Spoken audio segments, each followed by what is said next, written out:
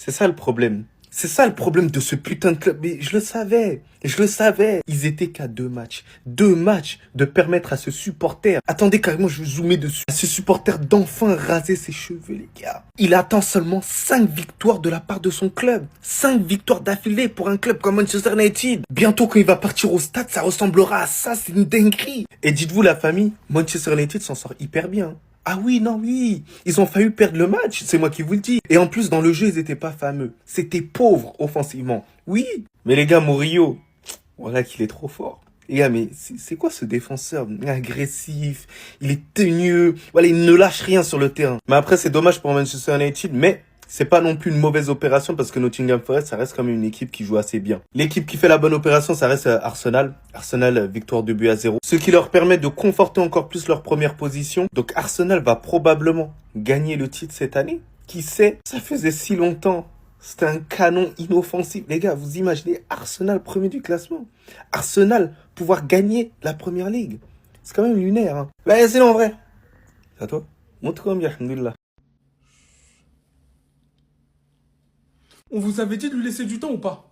Quel match de Victor Gyökeres, 45 minutes. Je vous montre juste l'étendue de son talent en fait. Moi, j'ai même pas envie de parler du but, j'ai envie de parler de son importance dans le jeu. C'est là où il a progressé en l'espace de même pas 2-3 mois. Il récupère le ballon en transition. Regardez la passe lumineuse qu'il va faire. Il a 2 solutions. Il a Eze ici et là on le voit pas, je me pousse, il y a trop ça. En contre comme ça, il a quelques secondes pour réfléchir et il fait le bon choix. Une passe merveilleuse, longiligne, fusée, rasée, fouettée. Et là, je parle pas d'un dessert. Je parle bien d'une passe, bien que elle était tellement goûteuse que ça aurait pu être un dessert à la laitière. Passe parfaite pour Trossard, qui centre pour Declan Rice, qui fait mouche de la tête. 1-0.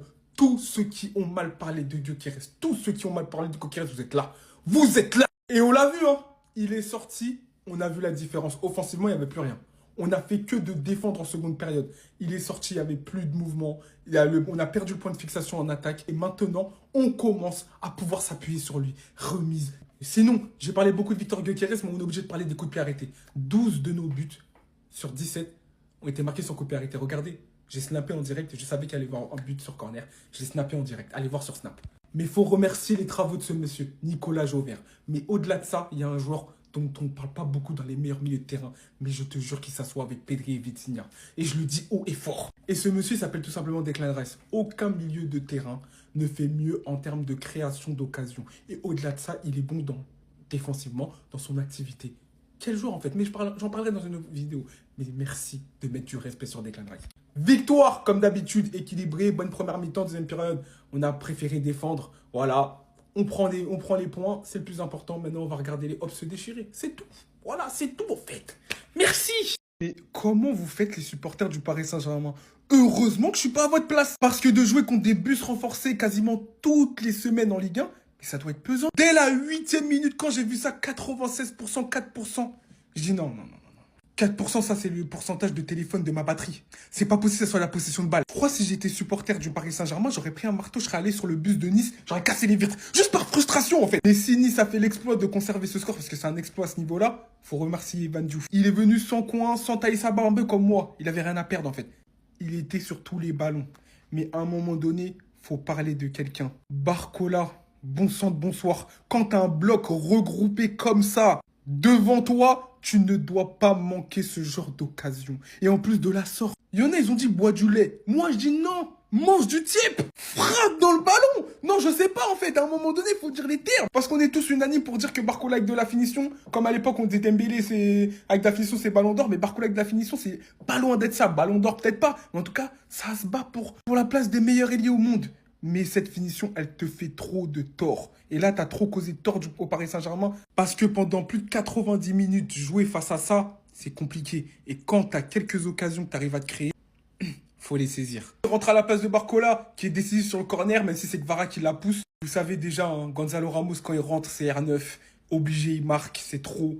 C'est une victoire amplement méritée pour le Paris Saint-Germain parce que Nice n'a absolument rien montré. Et d'habitude, en plus, quand ils viennent au parc, ils montrent beaucoup plus de choses. Là, c'est mérité pour le Paris Saint-Germain, tout simplement. Oh, faut descendre du bus. Même Retafe, ils auraient pas osé faire le match que Nice a proposé aujourd'hui. Et le pire, ils passent à ça, du hold-up. À ça. Pas des stades de foot. Ça, c'est pas des stats entre deux équipes de haut de tableau. Victoire du Paris Saint-Germain 1-0 à la 94e sur une tête de Gonzalo Ramos pour son 100e match. Avant de parler de tout le match, on revient quand même sur le magnifique tifo qui a été proposé par le Paris Saint-Germain. L'aigle s'éteint, le faucon règne. Bon, je savais pas que le PSG avait comme animal totem l'aigle, le faucon pardon. Il y a aussi eu un très beau message de soutien à Désiré Doué, mais surtout une magnifique banderole à la 86e minute où Parisiens et Niçois ont entamé la Marseillaise ensemble.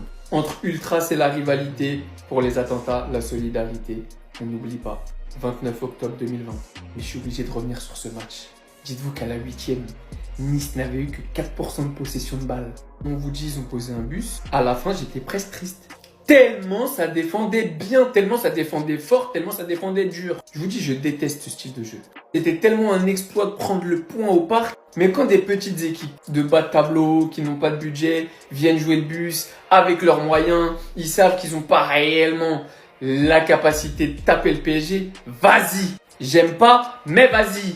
Mais Nice, vous pouvez pas proposer ça. 23% de possession de balle en 90 minutes, 808 passes contre 247. Je sais pas si on réalise la folie. Derrière moi, c'est la hitmap des attaquants de Nice. Janssen en première mi-temps et Diop en deuxième. C'est fou. Mais je tiens quand même à saluer le match de Yehvan Diouf qui a fait un match de malade mental. Et le match de monsieur. Parce que Diouf, homme du match, c'est totalement mérité. Mais le match d'Antoine Mendy sur Vara, oh là là là là. Et d'ailleurs, hein, défensivement, c'était le patron. Même à la 80e, c'est lui qui était là pour le contre. L'un des deux tirs cadrés vient de cet homme. La victoire, elle est bien méritée pour le Paris Saint-Germain. Nice, sérieusement, vous pouvez faire mieux, vous pouvez proposer mieux, vous devez proposer mieux. Une équipe dans le top 8 doit pas venir au Parc des Princes et se faire caca culotte, poser un bus et jouer comme si elle avait 1 million d'euros de budget. Au bout d'un moment, pour que la Ligue 1 évolue, il faut que les équipes évoluent. Il faut que les équipes soient plus ambitieuses et que les équipes se disent oui, le Paris Saint-Germain est champion d'Europe, oui, ils sont forts. Mais c'est 11 hommes. On peut jouer au foot quand même. Se faire dominer, c'est une chose. Mais il y a des limites quand même. À ça! À ça! Ils sont passés à ça! Et lui, il est passé à ça aussi, hein! Il allait perdre tout son business, tout son fonds de commerce. 93e minute, 2-2. Amad Diallo qui envoie une frappe. Sauvé sur la ligne. Score final 2-2. Et au final, c'est plutôt un bon résultat quand on voit le match de United. Parce que Nottingham Forest, faut pas se mentir, hein. Je savais pas que Sean Dyche, il était capable de proposer un football pareil. C'est fou. Je savais que Nottingham, ça jouait bien. Je les ai vus jouer un tas de fois. Mais je savais pas que c'était Sean Dyche, le coach. Ça se reflète pas réellement dans les stats. Mais United qui commençait bien le match, qui ouvre même le score, se fait remonter en 1 minute. Retour de mi-temps, tu gagnes 1-0. Bam! Tu prends la foudre 2-1. Un peu moins de possession, un petit peu moins de tirs cadrés. Mais en réalité, Nottingham a dominé sur le match. United qui pouvait prendre la 2e place de la première ligue. C'est ça le plus fou dans cette histoire. On parle peut-être d'un Pierre United, d'un Ruben Amorim qui enchaînait les défaites. Et malgré ça, aujourd'hui, ils avaient la possibilité de prendre la 2e place. Finalement, ils sont que 5e pour le moment. En attendant les matchs de City, de Liverpool et d'Aston Villa qui peuvent passer devant. Le frérot garde son fonds de commerce. Maintenant, va falloir aller chercher un gros milieu. Faut arrêter de gâcher Bruno. Faut trouver quelqu'un à mettre à côté de Casemiro. Ugarte, c'est pas possible. Bruno, faut qu'il joue plus haut. Faut le libérer. Toutes ces tâches défensives et ingrates qui l'empêchent de créer correctement. En vrai, United, il y a quelque chose à faire. 5e en ayant encaissé 16 buts.